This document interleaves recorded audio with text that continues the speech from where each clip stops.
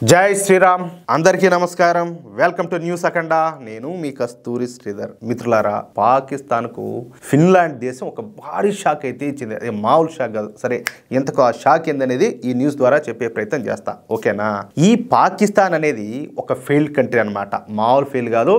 అది ఒక waste country ఈ పాకిస్తాన్ కు కూడా మనతో పాటే 1947లో స్వాతంత్రం వచ్చిన సంగతి మీకు కూడా తెలుసు ఈ పాకిస్తాన్ విభజనకు కారకుడు మహమ్మద్ అలీ జిన్నా ముస్లింల కోసం ప్రత్యేకమైనటువంటి దేశం కావాలని చెప్పేసి అప్పటి కాంగ్రెస్ నాయకులకు చెప్పి పాకిస్తాన్ను ఏర్పాటు చేసుకున్నాడు అందుకే ఈ పాకిస్తానీలు మహమ్మద్ అలీ జిన్నాను తమ జాతిపితగా చెప్పుకుంటూ ఉంటారన్నమాట సరే తప్పేమిలే ఏదో ఆయన ప్రత్యేకంగా ఒక దేశాన్ని ఏర్పాటు చేసుకున్నాడు కాబట్టి అది కూడా వాళ్ళ ముస్లింల కోసం ఆయన జాతిపితగా చెప్పుకోవచ్చు మరి మనది ఎప్పుడాంచి ఉంది కదా మన దేశము ఏం కొత్తగా ఏర్పడలా కదా అట్ట పెట్టుకుంటే అంతకుముందు మొగలాయలు ఇతరులు వాళ్ళంతా వచ్చి పరిపాలించారు తర్వాత ఈ బ్రిటిష్ వాళ్ళు వచ్చారు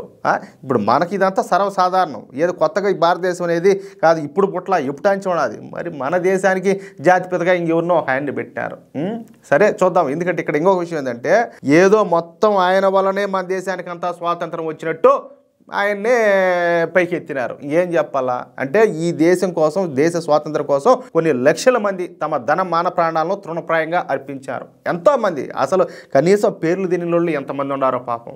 అంటే వాళ్ళది త్యాగం కాదా ఈయన ఒకటి వల్ల ఈ దేశం ఏర్పడిందా ఈయన నెట్ట జాతిపితగా చెప్తారు మన దేశంలో సరేలే అదంతా కూడా పక్కన పెడదాం సరే ఇక మనది ప్రజాస్వామ్య దేశం అయితే పాకిస్తాన్ది మాత్రం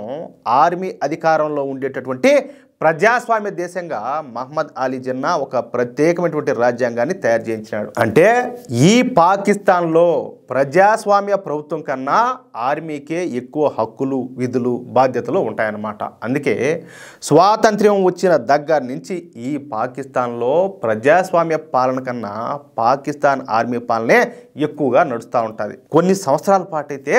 ఈ పాకిస్తాన్ దేశాన్ని నేరుగా పాకిస్తాన్ ఆర్మీనే పరిపాలించింది అంతెందుకయా ఇప్పుడు పాకిస్తాన్లో ఉండేది ప్రజాస్వామ్య ప్రభుత్వమే అయినా ఏమే పరిపాలన మొత్తం కూడా పాకిస్తాన్ ఆర్మీ చీఫ్ అయినటువంటి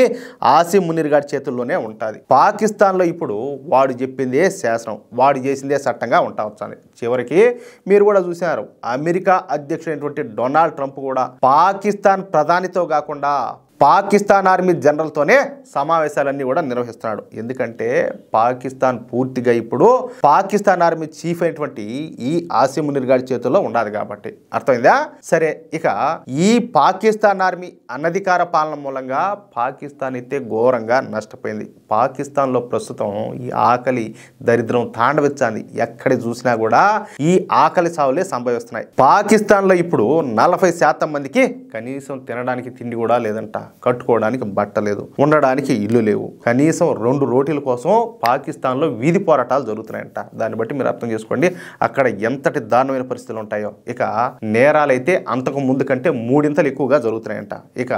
ఆర్థిక మాంద్యం అయితే 20% దాకా ఉన్నది ఫలితంగా పాకిస్తాన్లో నిత్యావసర వస్తువుల ధరలు కూడా విపరీతంగా పెరిగిపోయినాయి అంటే పాకిస్తాన్ అన్ని రకాలుగా అతి దారుణమైనటువంటి స్థితిలో ఉండదన్నమాట దానికి తోడు పాకిస్తాన్లో ఒక పక్కన పాకిస్తాన్ లబ్బైక్ అనేటటువంటి జిహాదీ సంస్థ మరొక పక్కన ఈ బెలూచ్ రెబెల్స్ ఇంకొక పక్కన తెహ్రీక్ తాలిబాన్లు పాకిస్తాన్లో ఈ పాకిస్తాన్ సైనికుల మీద పాకిస్తాన్ పోలీసుల మీద పెద్ద ఎత్తున దాడులకు దిగుతారు నిత్యం కూడా పాకిస్తాన్ అంతటా ఈ బాంబు పేలుళ్లతో అల్లర్లతో తీవ్రవాద దాడులతో అట్టుడికిపోతుంది అంటే పాకిస్తాన్లో ఎవరికి కూడా భద్రత అనేది లేదు అంటే పాకిస్తాన్తో ఏ దేశానికి కూడా ఎటువంటి అవసరం కానీ ఉపయోగం కానీ ప్రయోజనం కానీ లేదు అందుకే ఐరోపా దేశమైనటువంటి ఫిన్లాండ్ దేశం ఒక ముఖ్యమైన నిర్ణయం తీసుకునేది పాకిస్తాన్లోని తమ రాయబార్య కార్యాలయాలను మూసేస్తా ఉన్నట్టు ప్రకటించిందనమాట చూడండి ఈ మేరకు ఫిన్లాండ్ విదేశీ వ్యవహారాల శాఖ ఈ ప్రకటన అయితే విడుదల చేసింది వ్యూహాత్మక కారణాల నేపథ్యంలో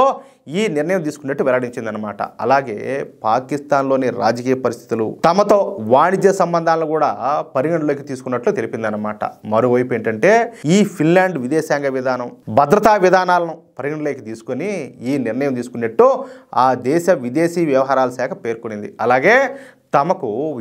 ఇది ముఖ్యమైన పాయింట్ వినండి, తమకు వ్యూహాత్మకంగా ముఖ్యమైన దేశాలపైన దృష్టి పెడతామని చెప్పేసి ఈ ఫిన్లాండ్ విదేశీ వ్యవహారాల శాఖ మంత్రి అయినటువంటి ఎలినా వాల్టోనెస్ తెలిపినారనమాట. మరోవైపు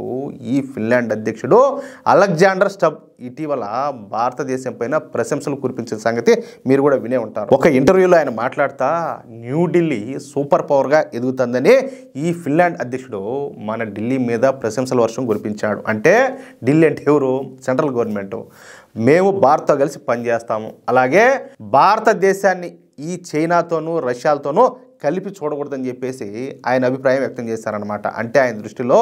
చైనా వేరు, రష్యా వేరు, భారత్ వేరు, దేనికి అదే అంతే. యూరోపియన్ యూనియన్కు భారత అత్యంత సన్నిహిత దేశమని, అమెరికాతో కూడా మంచి సంబంధాలు ఉన్నాయని చెప్పేసి ఆయన తెలియజేశాడు. భారతదేశం ఎదుగుతున్నటువంటి ఒక మహాశక్తి అని అభివర్ణించినటువంటి ఈ ఫిన్లాండ్ అధ్యక్షుడు భారతదేశానికి జనాభా అలాగే ఆ దేశ ఆర్థిక వ్యవస్థ రెండు కూడా కలిసి వస్తున్నాయి అని చెప్పేసి ఈ ఫిన్లాండ్ అధ్యక్షుడు భారతదేశాన్ని ప్రశంసించడం, అలాగే పాకిస్తాన్లోని తమ రాయబార్య కార్యాలయాలను మూసేయడం, అదే సమయంలో వ్యూహాత్మకమైనటువంటి దేశాలపైన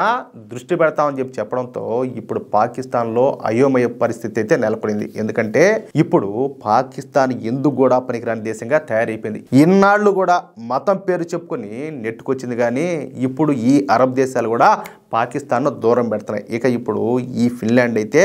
నేరుగా తమ రాయబార కార్యాలయాలను మూసేసింది. ఇక ఇదే వరుసలో మరికొన్ని దేశాలు కూడా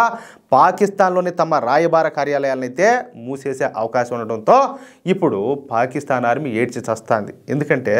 ఏముండదయ్యా స్వామి, ఆడ ఏముండదు, వాళ్ళే అడక తింటున్నారు. వీళ్ళంతా పోయి వాడు కూర్చొని ఏం చేస్తారు ఆ దేశంతో? దీంతో తమ పరువు పోతుందని చెప్పేసి ఈ పాకిస్తాన్ తల బాదుకొని చేస్తుందంట. అది విషయం. అయినా కూడా వీళ్ళకి మాత్రం బుద్ధి రాదు. ఎంతసేపటికి భారతదేశాన్ని నాశనం చేయాలన్న ఆలోచన తప్పితే అరే దేశ అభివృద్ధి మీద దృష్టి పెడదాము, ప్రజలకి ఏదైనా ఇంత ముద్ద పెడదాము, కనీసం వాళ్ళకి ఆ రోటీలు సంపాదించుకునే దానికైనా కూడా ఏదైనా అవకాశాలు కల్పిద్దాము. ఇదిలా ఎంతసేపటికి తీవ్రవాద సంస్థలను పెంచి పోషించాలా,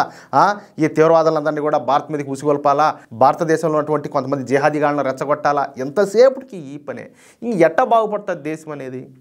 ఎట్లా బాగుపడుతుంది దేశం అనేది అంటాలే. చూడండి సర్వనాశనం అయిపోతుంది. ఇలాంటి జిహాదీ ముండా కొడుకులకు ఎట్నే కావాలా, ఏమంటారా మిత్రులారా?